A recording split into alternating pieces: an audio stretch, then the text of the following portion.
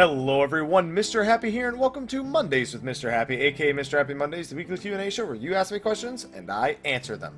Finally, we are back, and I apologize for this show being late. If you recall from last week's episode, I said it would be at PAX South this last weekend. Well, as soon as I got back in, I pretty much had something to eat, made some coffee, and went straight to live streaming. So, this video, while coming out a bit late, hopefully it's not Tuesday by the time I actually get around to finishing it, but I think we'll be on time. I think we'll be on time for a good old late Monday release. But anyway, real quick, before I get started, the whole video thing that we usually do, just over here, somewhere. I put out a lot of, like, filler videos while I was at PAX, like Darkest Dungeon and Old Hunters and stuff like that. Things that I've been meaning to get out for a long time. Hopefully you enjoyed those. I think I have a few more that I want to get out as well. I need to start preparing them for the World First race when that starts on February 23rd. Quick announcements. On top of that, PAX South was fucking phenomenal. If you want to know anything about it, feel free to ask me questions here. I got to meet a lot of great people, and just like every time I come back, it's always the same thing. I love coming back to record this stuff, but I miss the people that I'm no longer getting to hang out and spend time with. I wish that a lot of them were closer to us, to Mel and myself, so we could spend more time with them and hang out, because it's always a great experience to get to see these friends after these long breaks in between with conventions. So I'm really grateful for a lot of the support I've gotten from a lot of Twitch staff, from a lot of you guys, and from other broadcasters as well. It's been really, really great. So thank you again. I thank you guys after every PAX, because you guys make that possible for us to really go to those things and to really be able to approach other people as friends, not just as business people, but as friends. So thank you again. We really appreciate it, and I really appreciate it especially. And then on top of that, there was something else. Oh, don't forget, the most recent live letter, one of those videos was definitely a live letter overview. Live letter 27 came out on Saturday. Covered a lot of the things we want to know about 3.2, the name, the gears of change, as well as the date, February 23rd, and some details on the new PvP, the new raids, some of the way the new loot systems work, some changes to the current system, some job balancing, a lot of really important stuff. So be sure to check it out if you haven't already. On top of that, I will be doing a video on the Final Fantasy 15 ATR that came out that night, which showcases some new footage of Final Fantasy 15, showcasing the magic and what people call Metal Gear 15, because it looks a lot like Metal Gear Solid. But anyway, I have a lot of talking to do, I have a lot of recording to do after this, and I have a raid after this. So, let's get started with the Q&A aspect, shall we? Apologies if I need to clear my throat pretty often here. Did a lot of talking this last weekend, so may need to do it occasionally. But with that in mind, question number 1. Hey, Hatman, enough joking. Have a shiny paladin question. I think the step for the animal weapon will come where you can set the stats, and the guildmate told me that parry isn't that bad for paladin. Your friend was wrong. Parry is awful for paladin. I was planning to go crit dead on the blade and crit parry on the shield, but what should I do? Do not put parry on either of those items. Do not waste parry as a stat. If you were able to customize it, unless parry is buffed by then. There's always a possibility parry is buffed before I say this, and all of a sudden it's a really great stat to have as a paladin. If that doesn't happen, don't waste your time with parry as a stat on a paladin. Go full crit dead on both. Don't put parry on either of them. Also, have the best pull macro in existence as a reward. Let's see this. I think it's time to blow the scene. Everyone get Let's jam. I like it. Next question. Hi. Happy Monday! It's in quotes, it's a pun! Hey! Like you, I played 11 for many years. I quit soon after the 90 cap. You made it farther than I did. Wasn't enough time in life for it anymore, and broke my heart to quit. For about 6 months now, on and off, I've been playing 14, getting capped gear already, 210 relic, which is fine, although in Final Fantasy getting gear felt so accomplished, actually meant something. 14 feels very predictable. Stat boost, stat boost, stat boost, feels very stagnant. Do you think they will change anytime soon? We like to think that enhances blah blah blah, or modifies, or adds blah blah blah. Combine that with weapon skill chains. So first of all, weapon skill chains, magic burst, never gonna happen. I'll tell you that right now. It's too fast-paced of a game to arrange it, and on top of that, that system, when eventually people figured out that stopping to arrange those things was a massive damage loss, unless the enemy had special resistances, people stopped doing them. So that system was kind of dead on arrival as soon as Treasures of Odd Urgan came around, minus a few fights. So first of all, don't expect that. This isn't Final Fantasy 11 is what my bottom line answer is going to be. Nothing that applied to 11 can apply to 14. Right off the bat, especially not in the way that you probably want it to. It's just not how it works. There are two completely different games on two completely different speeds on two completely different engines, and therefore you should not expect things like that to happen. The reason why 11 felt so good to get all that gear is because it was horizontal progression, which was that the gear wasn't really a huge upgrade over one another, but there were always minor, tiny stat boosts, and also lots of different abilities and different effects, or things that required gear swapping, which has kind of died down in 11 until recently again. I do want special effects on armor or weapons, like you have suggested here, but to expect anything else like that would probably actually hinder the combat of Final Fantasy XIV, not enhance it. Also, do you know where I can write the SE? You can do it all you want. It's not going to affect it. It's like I said, it's two completely different games. They read it every day. They get requests like that every day. The best I can say is if you like those things, go play 11. It's a lot more time-friendly now.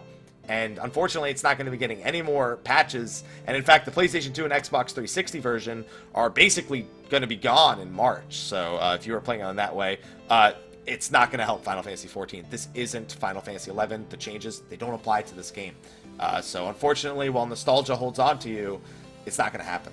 Next question. Since I'm not sure when you're recording this, I'll say, hey, for once I'm recording it on a Monday. Didn't have a choice. I just happen to have some fuchsia gardening scripts. Oh, you're saying that's the new color? Please. And then walk away. I ain't seen nothing. So I heard people talking about Dancer as another healer. Could you enlighten me as to what this is? I don't really understand how dancing could heal party members, but then again, I don't play MMOs. Honestly, I wouldn't play this if it wasn't a Final Fantasy. Well, Final Fantasy XI had a job called Dancer, and Dancer has been in other Final Fantasy games as well. It's basically, most people, when they think of it, they think of the Final Fantasy XI version, to be honest. And it was basically a job that took TP and used it to heal. And they had Drain Mambo, which was, you know, while they were attacking the enemy, everyone's hits were draining HP off of it. They had healing waltz and curing waltzes that could remove status effects or grant HP. It was just the way the job worked. I can't explain to you logistically how it works. I'm just telling you that's what it did.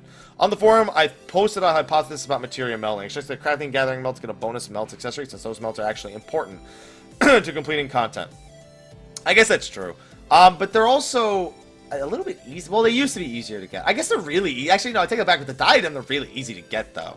So, I don't know. I don't think they need to change the melding systems for crafters or gatherers more so than the other jobs. I don't really see a point in it.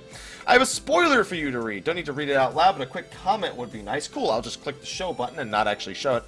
Let's see. How is this a spoiler video? It's asking about the Boxman video. Oh, you wrote a script for me. Oh god, no, I don't do that. I don't take scripts. I like making all of my own work. I appreciate the notion, but I don't take scripts from others. Next, hello, Mister. Do you think any game could be turned into a massively multiplayer game? Sort of. I mean, realistically, yeah. You just have to make it massive and multiplayer. That's all you have to do. A lot of the times, though, that can hurt a game. Like you wouldn't want to make an Uncharted MMO, for example, because that completely defeats the purpose of it being a narrative-driven game on top of the action combat. You could make an action combat MMO, and it's been done before, an action FPS MMO, or an action-adventure MMO. You could do that, but the adventure part is questionable when you have a multiplayer game. So, sort of, yeah, like Mass Effect you'd label here, that's an action shooter. That could easily be done as an MMO. The Mass Effect MMO, the massively Mass Effect multiplayer online, whatever. Yeah, technically, you could do that. PS, how do I change my Dream Network forum avatar? Is it not possible? It's only available for certain people. Basically, the avatar updates the more posts you have on the Dream Network forums. So, that's just how that one ends up working. Thank you for your question, though. Next question. Hey, Happy, first-time asker, have a new combo tree. I already have 3. Royal Authority, Carbon Spit, Fellcleave. Why does it gotta start with a paladin one? Well, one-shot living liquid. What is this shit? You guys are going way too far on this, man. First of all, I can't make paladin in the first one. Can't have paladin in any of them. I take that back. That was pretty mean to paladins. I apologize. My question is, have you ever run into the other kind of hardcore raider? All right, let me scroll down. I've been doing that. The ones that rip people apart, those aren't hardcore players. Most of the hardcore people that rip people apart in the Duty Finder are not hardcore. Let's just be honest. They're a little bit too much in their own heads about how well they play. Most hardcore players, like I said in a previous episode, if they're hardcore and they're good, they might say it to their friends like, oh my god, like this healer isn't DPSing at all, or oh my god, this tank cannot hold aggro. But very rarely do those players actually go into party and start berating people, because they actually care a little bit about the way the other person feels, or not making a douche of themselves, at least not to the person who they're talking shit about. Most of the people who do the shit talking aren't really hardcore. They may play a lot. They may be most of the time okay at the game, okay or above average, but they're very rarely legitimately hardcore players. And sometimes you do run into hardcore players that are absolute assholes. It happens, don't get me wrong. It's just that's not the majority of hardcore players, at least from my experience. And then I rate up not the best, 35% on A3 Savage. Hey, you're getting there. Run into these players, just really crappy stuff. Example, A4 normal, just farming for drops, came across a Paladin, full 210 Gordian Dominator title. I pulled and dropped my tank stance to start DPSing after establishing hate like I always do. And he would vocal. Yeah, see, guys like that, like, most of the time, they beat A4 Savage. I wouldn't really call them hardcore, though. Like, it's hard for me to properly describe what I mean by this, but most of the time, those are just assholes. They're not hardcore. They might have some shit, but they're usually just, you know, assholes. And most of the time, they don't deserve to have the titles that they have. And they think way too highly of themselves. And it's honestly disgraceful to the community, people that do stuff like that. So if you ever see it, report them for poor behavior. That's the best I can say. I don't really think much is going to be done, but that's the best I can really say to do it.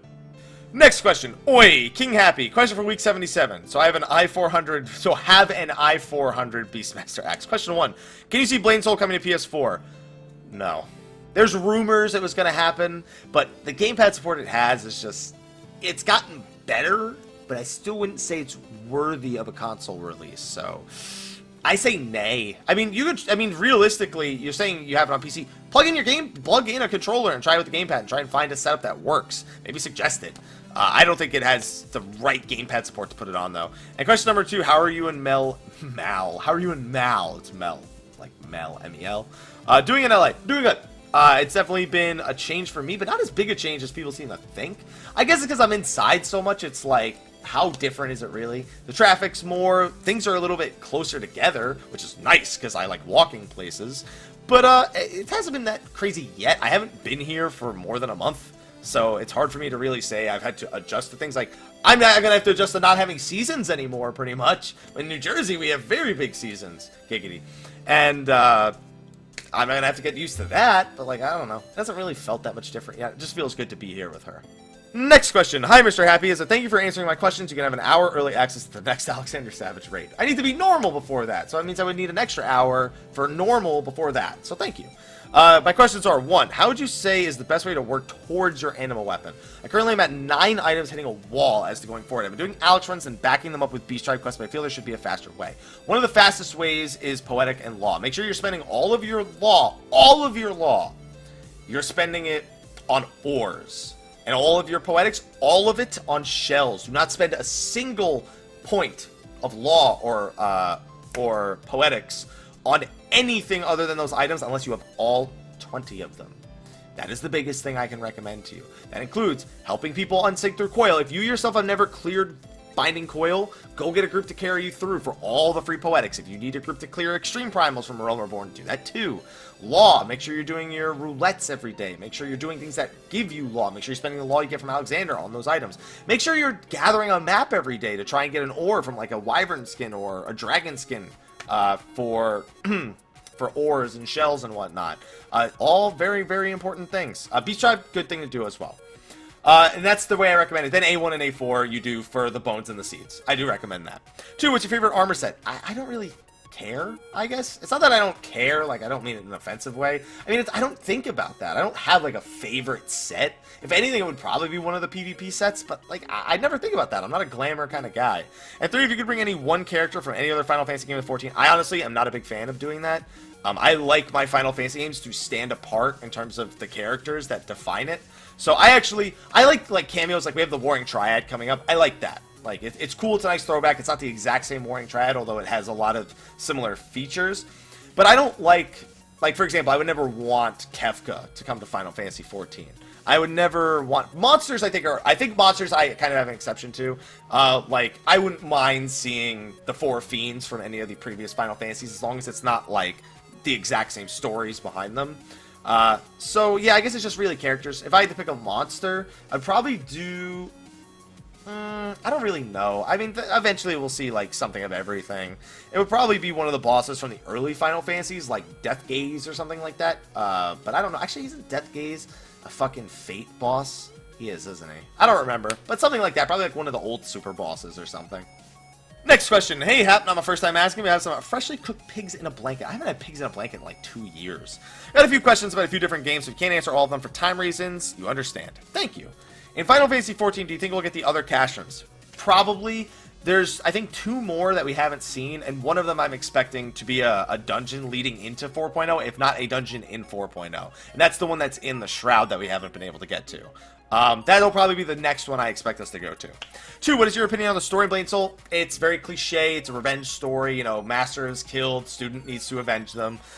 It's not uninteresting, but I don't really feel a major connection to it. For those who enjoy it and they enjoy the voice acting, good. Enjoy it.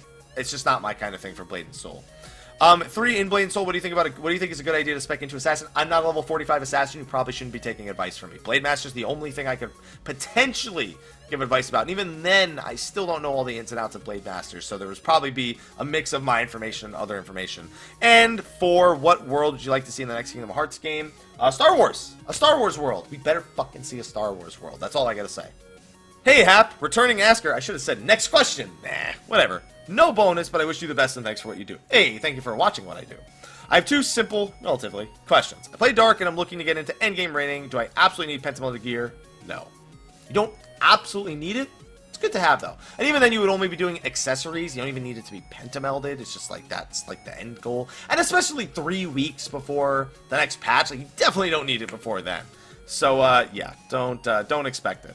What do you think about Square implementing a teleport system for Black Mage which doesn't interrupt cast times? Oh, you mean like ethereal manipulation, but you can cast while moving? I actually thought Surecast was going to be the ability to cast while moving for 1 spell. And I think that, that's what it should be. Like, we have Swiftcast, which technically does that.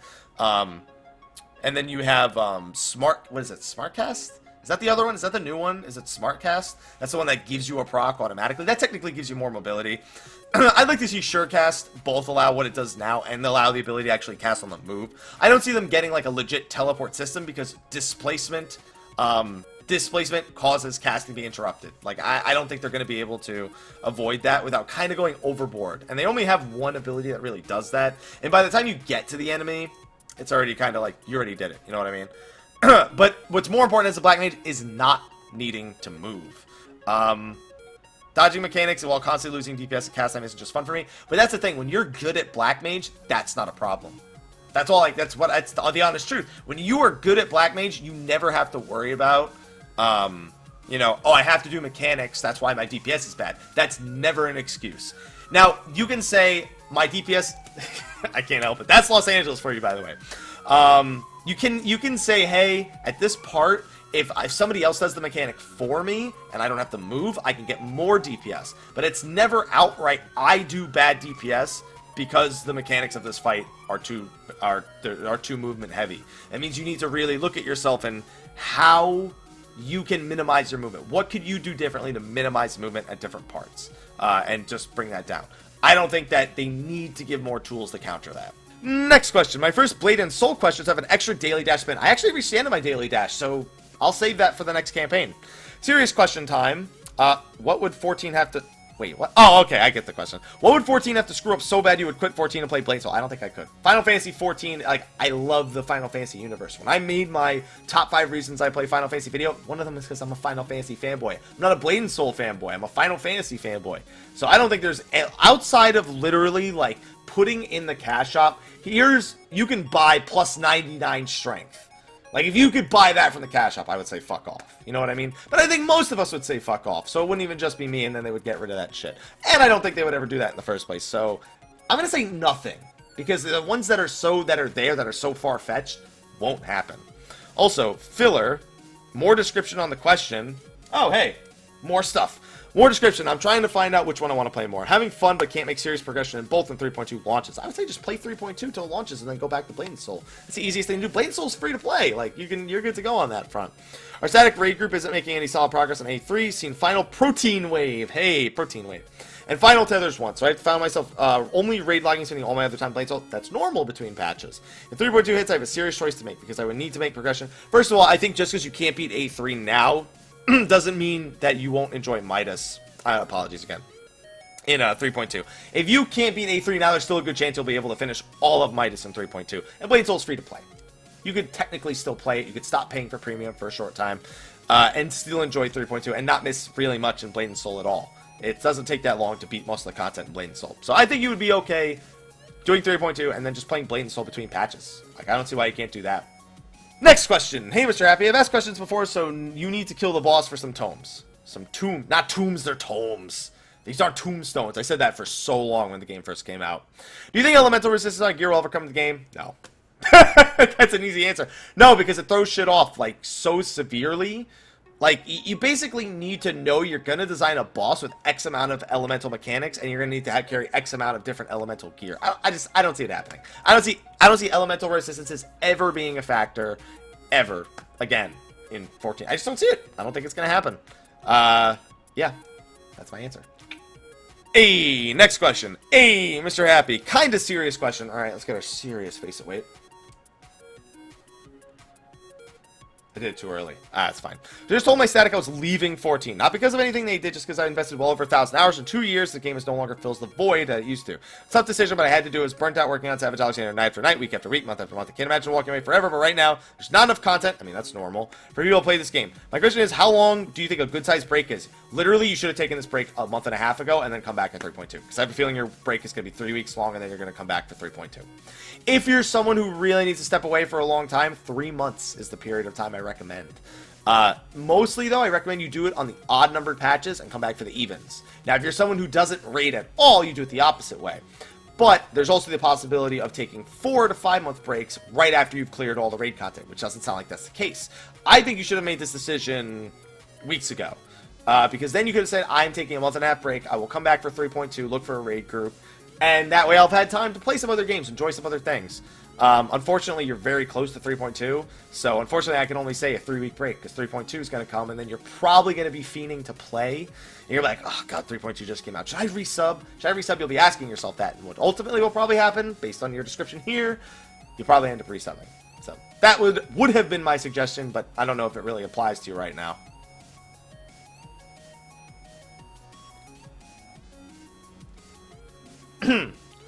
Next question. Hey, Happy. First time asker, but long time lurker. So I have a black trench coat, dark glasses, and a fedora.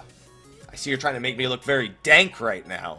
Just wanted to ask if you encountered the version check error. This is a PlayStation 4 error I've heard of many times that most people say they have to reinstall. Tried all the fixes from the internet, nothing works. I acknowledge the issue and have stated it was fixed in the load time, but my game is still broken. I have no idea how long this will take to be fixed. According to I see, it already has been. Seriously consider quitting. I don't feel like paying 50 plus retainers for a game I can't even play. Hey, my headset just turned off. Should I, or have you heard about this issue? I've heard people just uninstall and reinstall the game to fix that issue for the version check error. When they say it's fixed, they don't mean yours is fixed. They mean it was fixed and they've done things to try and prevent it from happening. It's not fixed. You know what I mean? So yeah, uninstall, reinstall. Take you a night, do it overnight so it doesn't waste any of your time, and you're good to go. Alright, next question. What's up, Mr. Haps? First time poster, long time viewer, so here's a bonus prayer for world first clear at 3.2. We'll be doing our best, my man. Anyway, I just wanted your opinion on putting a random super boss encounter into all the new dungeons. All the dungeons new and old. Like a 0.001% chance. I think that's too low of a chance, to be fair. As many dungeons as get run per day, it would have to be 0.1, not 0.001. People have asked me this before, what I think of this idea of putting a boss, a randomly spawning boss inside of a dungeon. I'm actually not opposed to the idea. I don't know if the idea of making it a super boss is a good idea. The reason why I say that, 4 people, a boss can't really be that interesting when only 4 people fight it in a tab target MMO. Blade and Soul proves you can do 4-player bosses that are fun and interesting and challenging, but in a standard tab target MMO, that doesn't really translate well because you can't have tank swap mechanics. You can only have so many mechanics as you only have 1 healer and 2 DPS. You can't have super crazy DPS. Check still has to be doable at 2 DPS. And on top of that, this super boss now took development time and you're putting it in a 4-man dungeons. Like, you have to question if it's really worth doing something like this. And, I don't know. And then it kind of throws Duty Finder groups like off. Obviously, you said you don't get a second chance, but I think it's a cool idea to have bosses randomly spawn in dungeons. I don't know if a super boss is the right idea, though, because there's no way you're going to make the super boss accurately represent the difficulty that you want it to represent, or especially with the gear rewards that it drops. So I'll say yes to the idea of bosses randomly appearing in dungeons, not always being there. Nay to the super boss aspect of it. Next question. Hey, Hey, Mr. Happy has a facial hair. God damn it. It's growing back, alright? Do you think the normal Savage armor sets and next Alexander raids will be more different than the previous ones? Or are they going to be mechanically themed? I mean, it's got to be Goblin or Steampunk themed every time. I can't imagine it ever deviating that far, but it'll probably look a little cooler. The new Tombstone gear looks fucking sick. It's primal themed, like Ninja's Leviathan and shit. It looks cool as hell. So I think it's still going to be steampunk themed or goblin themed, somewhere in that vicinity. And do you think Lords of Arminion would have been more successful if you could play anywhere? Yes. I think that Chocobo Racing would be more successful. I think that Lords of Arminion would be more successful. I think everything in the Gold Saucer would be more successful if you didn't have to go to the Gold Saucer to do it. I know, the irony, right? But that's just the truth of it. Next question. Last week there was this great question about SC can keep job balance in check when we get 20 plus. I'd like to add something to that. So this is a continuation of last week's question. Right now, as we get some classes that are absolutely amazing in dungeons, but aren't quite as good in others, the same role in raids. I speak, of course, about absolutely amazing Summoner and Asteroid and speedrunning, but how they aren't as great. I like your wording. You're not calling them shit. You're saying they're not as great as Black Mage and White Mage Scholar in raids for cutting-edge progression. These are perfectly fine. I actually think having groups that are more AoE or dungeon-oriented and the other group being more single-target utility raid-oriented is the way to go, without skill trees at least. Obviously, after putting a few weeks of gear, any job will work anywhere, but if that's the case now, I'm talking purely optimization of both raid and dungeons. I don't really see any other way. Thoughts? I think that there's ways to balance everything for everything. I think the problem you run into is the jobs end up being very similar, and we've already seen that in Final Fantasy XIV, where jobs, while they feel and play differently, they accomplish the exact same goal, minus a few variances in what utilities they actually offer, and the overall DPS they actually bring. It makes things really, really hard to balance when you have, like you said, 20 plus jobs, but I think it could happen. I don't know how well they'll do it. They've kind of shown that they don't like to push out changes very quickly because they like to fully analyze what needs to change as versus to, like, you know, oh shit, let's just buff this to try and make it better. So I kind of agree in some ways and I disagree in others. I think we're both kind of on the fence where we don't really need it to all be raid balanced. It's just that that's what the community always looks at. Ah, that job sucks because it does fucking 60 less DPS than Bard and fucking 83 Savage. Ah. It's like, shut up and play the fucking job, alright? Ah. There we go. That's kind of where I sit on it. Next question. Hey, Mr. Happy. I just started playing 14 during the A Realm Reborn beta. Okay, I shouldn't have said just started. I threw that in there as my own word. I started playing 14 during the A Realm Reborn beta. Stopped after hitting top level on a couple jobs and no real interest in progression at the time, so I quit. Oh, and I did play during the initial launch too. I quit very quickly. I came back about 2 months after Heavensward and haven't stopped since. I'm absolutely in love with the game. I find your videos to be very helpful. As I relearned stuff, I don't know what you realize kind of service you do for the 14 community. Those videos really are. So thank you for supporting the videos. And you're thanking me for making them. I'm thanking you for watching them because that's way more important to me. Anyway, my questions are lore based. It should come as a minor spoiler warning. You guys know how it works. When I do the thumbs up, if it even ends up being a spoiler warning, that means you're good to go. And since this is my first time posting, I am unsure as to whether or not someone has asked before, but here it is. Which member of the Scions do you think we'll find next? Oh, that's not that bad spoiler-wise. Here, you can come back. Guys, you can come back. It's whatever. He's just asking what Scions I think will come back. So if you haven't done 3.1, it's kind of a spoiler, but it's been a few months. Like, come on, we can't stop that for too long. I think it's gonna be Papalymo and Ida, just based on the final cutscene of 3.1. I would be surprised if it was anyone else other than those two. Even though they're kind of far away. Damn, there must be some crazy shit going on here and all these sirens. Yeah. Kira's looking for Minfilia. Oh, wait a minute. That's right. The fucking Gears of Change art has Minfilia on it. So we have to see Minfilia this patch. Doesn't mean it can't be Ida and Papalymo also. But it's gotta be Minfilia because of that artwork. Damn. Okay, it's Minfilia. Yeah, we're good.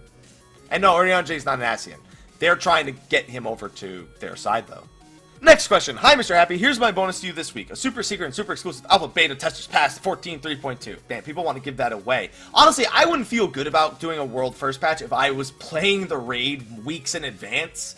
That's not what makes a world first race fun. It would make getting the guides out fast fun, but it wouldn't make the raids fun because there's no competition. That's not fun. That's alright. I have a Monk Theory Craft question. I don't know if I'm the right person to answer this. Let's find out right now. Please do correct me if my reasoning is flawed. Let me lay out the facts. Boot Shine is 225 potency. True Strike is 190. Snap Punch is 180, Dragon Kick is 150, and Twin Snakes is 140. So see in the forums, even if you're a monk versus, you should alternate between Boot Shine and Dragon Kick and True Strike and Twin Snakes. Both damage buffs last 15 seconds, global cooldown 2. Rotation use lasts 12 seconds of buff before refreshing.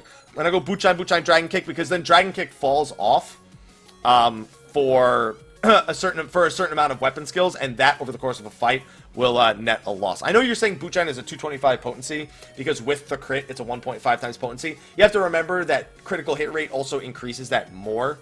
So it's definitely the case, but you don't want to do that. You don't want to ever lose Dragon Kick for anything, because you also have to factor in auto attacks. And if you get any auto attacks without Dragon Kick up, all of a sudden that falls to shit. So you definitely want to stick to the Dragon Kick Bootshine, because you risk Dragon Kick falling off, especially if you have to fill in a Touch of Death, or if you're one of those monks that are using Fracture. It can just cascade the issue over and over and over again. So stick to the Bootshine Dragon Kick, because not only is it more secure, it ensures that you always have that Snap Punch bonus potency. And you have to keep in mind, I know 10% potency on Snap Punch doesn't equal what Bootshine actually does. But you also have to consider that Bootshine's potency is buffed by the Dragon Kick as well, and the Dragon Kick falls off. You understand where I'm trying to go with this. Help clarify my point. No, I understand the point. Oh my god, there's a lot of things here. Let Snap Punch and following Dragon Kick and Twin Snakes lose the effects? It's not. It's really not, because that adds up over the course of a fight. Missing that 10% from Dragon Kick, missing that 10% from Twin Snakes. You're losing that over and over again. So every time you think you're making it up just for that one Bootshine, you're losing auto attacks. You're not just losing abilities, you're losing auto attacks with that, and that adds up a lot over and over and over again. I think that's the one thing you're kind of missing here is factoring in auto attacks lost when these effects are not on and you're not getting them with these effects. So, there. So hopefully that makes things a little bit clearer. On top of losing the potency of the abilities, you're losing potency with auto attacks, and that over the course of a fight, not good. Next question. Hey, Mr. Happy. So I heard the PS3 is holding back how much the devs can do. There's no official statement for that. That's kind of just a community thing. We think it is. I think it is. The game no longer supports PS3, if I'm not mistaken, which could be the coming expansion. There's no guarantee the next expansion doesn't have PS3 support, but they said 3.0 they're going to reevaluate for 4.0 and see if they can still develop it for PS3 or if they're going to decide to drop it. They said as soon as it holds them back, they're going to drop it. So it's possible, but we don't know exactly yet. They haven't flat out said, yes, this is because of the PS3. Although a lot of the times they say because of technical reasons, and we go, we're looking at you, PlayStation 3. We're looking at you. No confirmation yet. We'll find out soon. Alright, next question. Sup, bruh? Been watching your stream for a few months now. I know the name. Figured I would go to your Q&A show. Long-time viewer, first time asker. 50 million gil towards World Prog. You're a lifesaver. Few gathering-related questions. Never leveled a gatherer before patch 3.15, but ever since the third step of the anima, I've regretted that. Someone recently got my miner past 50, gotta make money. However, I noticed the gathering is painfully difficult past Heavensward because I don't have any of the high-level 50 gear from Realm Reborn. Gathering HQ items for my quest seems next to impossible. Yeah, it can be pretty rough. And even doing leave quests has gotten so much harder. I can't gather any collectibles past the... Okay, to be fair, nobody gathers collectibles past level 50 yellow copper ore. That's just how it works with gatherers. You find the first one, and you gather as many of those as possible. That goes for botanists too. And probably, I don't know if Fisher is the same, but for botanists it's the same thing. And that's how you do it. You don't go past the yellow copper ore. You use that to level. Now I have a gathering job past 50. Should I worry about getting some high level 50 gear? No, you probably want to grab some of the gear from when you're leveling up for like the level 53 and 55 quests, and maybe grab some other gear that's around those level ranges, but you don't need too much gear to do collectibles or Grand Company turn-ins. And leaves even, like, you don't need a whole lot. It helps to have higher gathering stats. At the very least, eat food to get more GP or gathering, depending on what you're doing. And also make sure to utilize the books, and you should be okay without really upgrading your gear all too much. If you really need some money, after you get something like the level 53-ish gear, level 55-ish gear, you may want to try and go gather water clusters from unspoiled nodes back in the Realm Reborn. You can sell those and maybe buy some upgraded gear, because those still sell pretty well. That would probably be some of the advice I would give to someone who's fresh going from 50 to 60 on a gatherer. Alright, we got a few more questions here. Actually, we got quite a few more questions. Holy shit, I could have sworn I had 29 replies. I'm only at 22. I'm almost at the bottom of the page. What the hell? I don't know. Anyway, yo, I need a confirmation on this, seriously. Currently progressing on 8-4 Savage while hitting the Jagdoll. I notice I never crit on them. While my ACT says they don't get dealt crits outside of abilities, it guarantees that my reboot doesn't believe. No, you can crit them. I've crit the Jagdoll before. They can receive random crits. Trust me on this one. That was a quick question. Next one. Hey, Mr. Happy. First time asker, long time viewer, so I have a grade 5 materia. Nice. I need the carbonized matter. I need more carbonized matter. With Blade and Soul being out for a while, and I've heard some raid groups saying of disbanding because of it. Some are saying 3.2 turns out to be a disappointment. They will quit entirely. I don't think anyone who thinks 3.2 at this point will quit for Blade and Soul. Because Blade and Soul, while the combat's great, while the gameplay's great, while we're going to get a lot of patches, you'll beat the raids in Blade and Soul that are currently out, the 4-mans, you'll beat them very quick, and you'll just be doing them over and over again. So, you'll beat them a lot quicker than you do in Raid Prog. Some playing myself have no idea how great the game is, so my question is, do you think a lot of people 14 will switch over to that game? No. I think the ones that do, well, it'll be short-lived, or they'll start playing it in between patches, but they won't legitimately quit for Blade and Soul. I don't see that happening. What are the main selling points of Blade and Soul that 14 doesn't have? It's a completely different game. It's action combat. It has 3 years of content that's going to be pushed out in the next 9 months. That's a huge, huge thing. It's got more competitive PvP. But other than that, those are its strongest points, but it is still very grind heavy, especially if you're getting weapons at the end game. Some people don't like the bidding loot system. Some people don't feel the overworld PvP is that great. It's a lot of daily quests. That's a point that draws a lot of people away as well. So it's a question of what they're really interested in, if they're interested in this kind of content. And is Blade and Soul PvE endgame a lot stronger? I wouldn't say it is. It's very short-lived. That's why we're getting the patches kind of rapidly. But that being said, it is satisfying, it is challenging. It's also rough for people with bad internet, like way rougher than Final Fantasy 14 is. So we'll see how it ends up working out for them. I think people who play 14 will enjoy Blade and Soul. I don't see anyone who says they're quitting for 14, unless it's like way like something that they've been thinking about for a long time, like not an instinct thing. I don't think it'll last. There's very few people I feel like that will quit 14, that go to Blade and Soul, that don't eventually just transition back to 14. Thanks you and have a nice day. You have a nice day as well, my friend. Next one. Hey, Happy. Just a quick question of the utmost importance. In the new Dissidia, Gaius or La Habrea? Better be Gaius. Gaius, actually, you know what? I don't know. I kind of want Nail. I don't know, though. I don't think Nail would happen. Gaius. I'll take Gaius. La Habrea sucks. Next question. Hey, Happy. Know you're a busy man. No wonder it looked like I was almost at the bottom of the page. These questions are also short. So I'll keep it short. What was the word on the relic change to 3.2 now that Law Tome switch are being stopped, or are they switching to SO? They're switching to SO. They do it all the time. It'll be a 5-to-1 ratio or like a 4-to-1 ratio, like 2,000 SOs is going to be, or 2,000 Law will be equivalent to 500 SOs, and all the items are moved into SOs and probably made a little cheaper. It's the same way it worked for the relic quests back in 2.x, so it'll work exactly the same, yeah. Next question. Hey, Mush. What's up? Oh, God, I hate the term Mush. 2 short, question mark, ones today. Choose one at a time. Patience is non-existent. 1. If someone says to an upcoming member person in a party or in a raid group that they must have a 210 weapon to participate, are they trying to get free pass through the piece of content they know they're not up to scratch? I feel so. I feel, okay, it's one thing to say you have no excuse not to have a 210 weapon. And if you're not even willing to do that, I have to question your commitment to this raid group. That's one thing. Like, but if you're saying, hey, we're recruiting, we haven't beaten A3 Savage, you have to have a 210 weapon, that's bullshit. To me, that's bullshit, and you're just looking to try and make up for the deficiencies in your raid group by ensuring everybody has the max item level, as opposed to trying to get your raid members to actually improve. So I don't think it's necessarily up to just they're not up to not snuff. I think it's literally they don't think the entire group is up to it. That's my personal opinion, though. And 2, unless it's like super easy to get a 210 weapon. If it took like an hour to do it, then it'd be like no fucking excuse. Like seriously, go get your 210 weapon. If it's an anima weapon, it's like this shit's not even best in slot for me. I have a Thornton weapon. I'm not gonna upgrade to this shit. And yeah, you don't need it. You don't need that shit.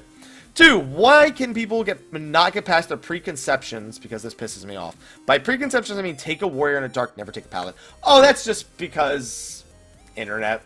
Somebody told them it was best. They want to do its best. They want to do what all the cool kids do. I don't know. It's stupid. You can take them out. Fucking go in with Paladin. Fucking Paladin, Dark Knight, Machinist, fucking Astro Summoner, and you'll a fucking Monk, and you'll probably still beat the fight, no problem. As long as you're playing your jobs well. Bring the player, not the job, but bring a smart layout of jobs. I seriously don't think a raid group of that composition would have any issue beating Savage right now, if they were decent enough players to beat it in the first place. Next questions. How are you doing, Mr. Happy? Hope you had a great time in PAX South. I did. It was fucking phenomenal. I got to meet a lot of great people. We had a fan meetup. Oh, that was great. Everyone got along immediately, and it made me so happy to have members of the community like that. So thank you if you're someone who showed up to the meet and greet. If not, if you showed up late or if you met me the day before, regardless, it was great meeting you, and thank you again. 1. I've been trying to earn some guild for the parts of the animal weapon. Some gill. My bad. Okay. I have a minor... Oh, some blue set minus body and weapon, which are red script. However, my accessories are single melded. Many people since believe that overmelding accessories is needed. I barely overmelded. I overmelded a little bit, I think, on my accessories, but you don't need super big overmelding. You just need around 650 gathering and perception. You're good to go. Which folklore zones? I don't do the folklore zones. Like, unless I need more red scripts, I never touch the folklore nodes. Like, it's just... I don't know, they're not worth it. Like, they're worth it. Like, some of the items sell pretty decently, but I don't know. I never mess with them. I have Corthus and Azus Law. No, I don't have Azus Law. I have Corthus and Dravanian Hinterlands. I think those are the only two I have for folklore. And I still almost never do them because it's barely worth it outside of trying to get extra red scripts.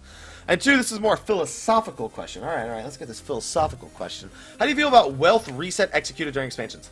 Fuck that. No. In World of Warcraft, there were Burning Crusade, starting Wrath of the Lich King. The earnings and gold that players had made for most fortunes barely significant, so most players got to endgame without much advantage to right. I don't know about that. I knew some rich motherfuckers going between expansions, and they were fucking set when they got to the next expansion. It was all dependent on if there was any sort of gear that could be bought, they would buy it. They had so much gold. No, fuck that. There's no way you're gonna not only reset my gear progress, but my money. No way I'm down for that. Sorry. I think we got 2 questions. Why did I hold up 4 fingers? I went like this. I fucking said 2 questions. Yeah, 2, because I have 2 hands. There we go. Woo. Okay. Hello, Happy. Long-time viewer, first-time asker. I'm doing this Sunday night, so probably won't make the cut. Hey, well, I was at PAX South, so you get lucked out. I've been playing since 2.3, never got into raiding, but now I want to raid. You should have watched the most recent episode of State of the Realm. I made Summoner. I've been trying to find a learning group, but at this point it's impossible. I think me having 0 raid experience would make it harder to find a static of 3.2. Yes, but not impossible. Because there are groups out there that start from scratch and they get together and they do pretty well. I've seen a lot more of it, actually, in my chat. A lot of people going like, hey, I just found this new raid group. We beat A1, we beat A2. We got together from scratch and we did all right.